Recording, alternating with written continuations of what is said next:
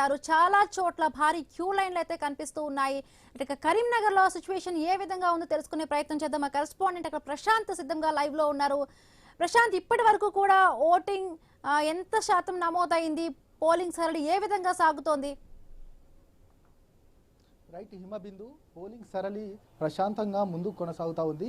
ఒకవైపు ఇప్పటి వరకు 9 గంటల వరకు 11% ఉమ్మడి కరీంనగర్ జిల్లా వ్యాప్తంగా పోలింగ్ పర్సెంటేజ్ నమోదవుతే ఇప్పుడు ప్రజెంట్ 11 గంటల వరకు వచ్చేసి 30% పోలింగ్ పర్సెంటేజ్ నమోదైనట్టు తెలుస్తూ ఉంది. మొత్తానికైతే అధికారిక లెక్కల ప్రకారం 30% ఇప్పటి వరకు ఇక నమోదైంది. మొత్తానికి ఉదయం కొంత మందకొండిగా కొనసాగింది. ఎందుకంటే ఉదయం 7 గంటలకి కొంత చలి తీవ్రత ఉంది కాబట్టి ఖచ్చితంగా కొంత మందగొండిగా కొనసాగింది. తర్వాత ఊపందుకున్న పరిస్థితి కనబడతా ఉంది. మొత్తానికైతే ఓటర్లు తమ ఓటు హక్కును వినియోగించుకోవడానికి ఇక ఒకరొకరుగా వస్తున్న నేపథ్యం కనబడుతుంది. దాదాపు కరీంనగర్ కార్పొరేషన్కి సంబంధించి 477 పోలింగ్ స్టేషన్లను ఇక పోలింగ్ కేంద్రాలుగా ఉన్నాయి. ఇక ఉమ్మడి జిల్లాకి సంబంధించి ఇక హుజురాబాద్, అదేవిధంగా జమ్మికుంట, చొప్పదండి, ఇది కరీంనగర్ జిల్లాకి సంబంధించి. అదేవిధంగా జగిత్యాలలో చెదురుముదురు కొంత ఘటనలు జరిగాయి. జగిత్యాలకు సంబంధించి ఇటు ఎంఐఎం, అదేవిధంగా ఇక బీఆర్ఎస్కి సంబంధించి కూడా కొంత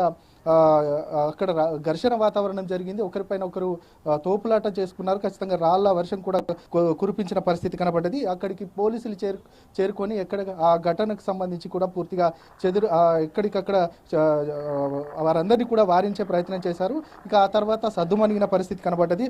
ఆ తర్వాత ఇక చెదురుముదురు ఘటనలు మినహాయిస్తే కరీంనగర్ జిల్లా వ్యాప్తంగా ప్రశాంతంగా కొనసాగుతుంది.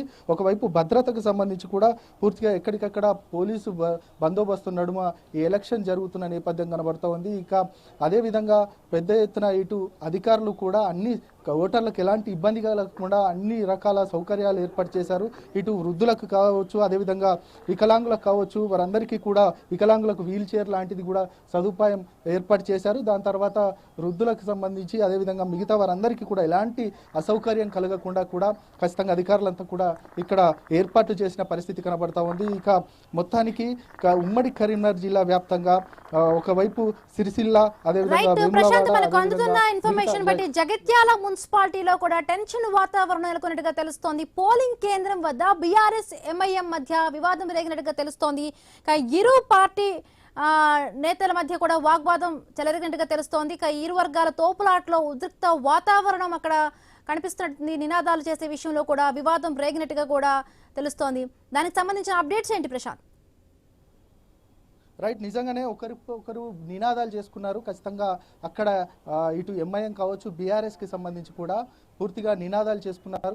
ఆ నినాదాల మధ్యలోనే ఇక్కడ పోలింగ్ కేంద్రం దగ్గర నినాదాలు ఏంటి అంటూ కూడా ఇరు వర్గాల వారికి సంబంధించి కూడా పెద్ద ఎత్తున ఒకరిపైన ఒకరు తోపులాట చేసుకున్నారు. ఇక ఘర్షణ వాతావరణం నెలకొన్న నేపథ్యంలో పోలీసులకి అక్కడ చేరుకొని పూర్తిగా ఎక్కడికక్కడ వారందరినీ కూడా వారించే ప్రయత్నం చేశారు. వారందరినీ కూడా చెదరగొట్టారు. చెదరగొట్టిన తర్వాత ఆ ఇష్యూకి సంబంధించి కూడా పూర్తిగా సద్దుమణిగింది.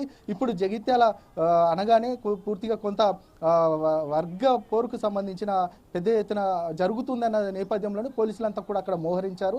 ఆ మోహరించిన నేపథ్యంలోనే ఆ ఘటనకు సంబంధించి కూడా పూర్తిగా పోలీసులు అక్కడ వారందరినీ కూడా చెదరగొట్టడంతో అక్కడ సద్దుమణిగిన నేపథ్యం కనబడుతుంది. మొత్తానికైతే ఉమ్మడి కరీంనగర్ అంటే ఒక జగిత్యాల ఘటన మినహాయిస్తే మొత్తం కరీంనగర్ జిల్లా వ్యాప్తంగా మాత్రం ఇప్పటికి 13 మున్సిపాలిటీలలో, అదేవిధంగా 2 కార్పొరేషన్లో పెద్ద అవుతుంది పోలింగ్ అని చెప్పొచ్చు Himabindu. Right, thank you Prashant. Thanks for the updates.